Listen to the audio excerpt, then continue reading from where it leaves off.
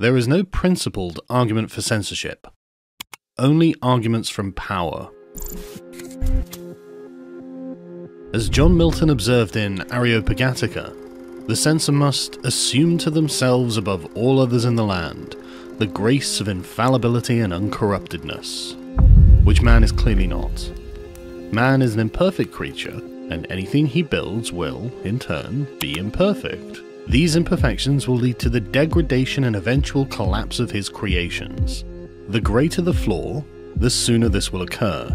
A civil order is no exception to this rule, and all of man's systems of governance hold deep contradictions that cannot be resolved by a greater commitment to the existing order itself, because it is the existing order that is responsible for the problem. A contradiction becomes a point of conflict, and a point of conflict becomes a nexus around which pressure against the current system will build. Those who are disaffected by the status quo will find one another and put pressure on the established order to resolve their complaint. This is why liberal democracy is such an unusually stable form of government. Like all philosophies, liberalism is riddled with contradictions, but maintains itself by minimizing the effects of such through the use of free speech.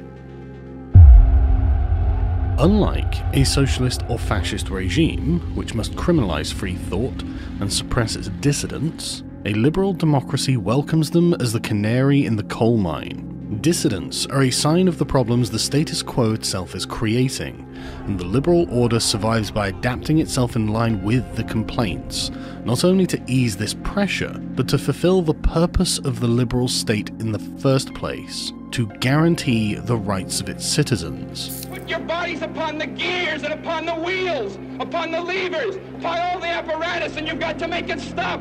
However, this can only be done if people are actually able to voice their complaints, to raise the alarm.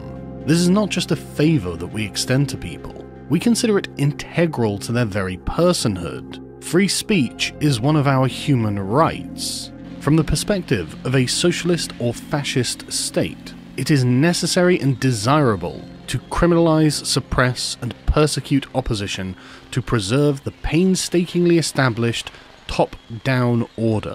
But the liberal state has no such ideological goal. Censorship must therefore be repugnant to a liberal democracy, as its only purpose is to preserve the hegemonic power of the established order from change. The state is given a mission beyond preserving the rights of its citizens, and this gives the state justification to ignore or suppress your rights when it is deemed necessary. There is no objective line that can be drawn of unacceptable or acceptable speech. The degree to which one censors is arbitrary, and the scope of what could be censored is practically without limit.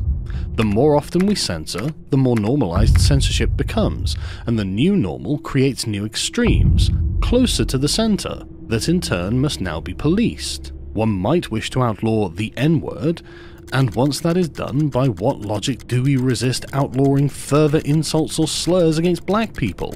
As people become accepting of the new normal, they become sensitive to those closer breaches, and the noose of censorship draws ever more tight. There is no compelling reason why we should stop at any point, until all speech is regulated by censors with unlimited power and zero restraint. Through our own good intentions to try and prevent racism or any other social malaise, we increase by degrees the number of citizens who are declared to be enemies of the status quo, as we turn the state tyrannical in our attempt to perfect society. Around this new nexus of contradiction the persecuted gather, and they have tangible justification for their resistance to the state. After all, they were persecuted by it for exercising their natural rights. Where free speech prevents violence through dialogue, censorship guarantees violence by making it the dissident's only remaining option. To prevent this, we must remember that no matter how unsavory the message, all dissident voices are important.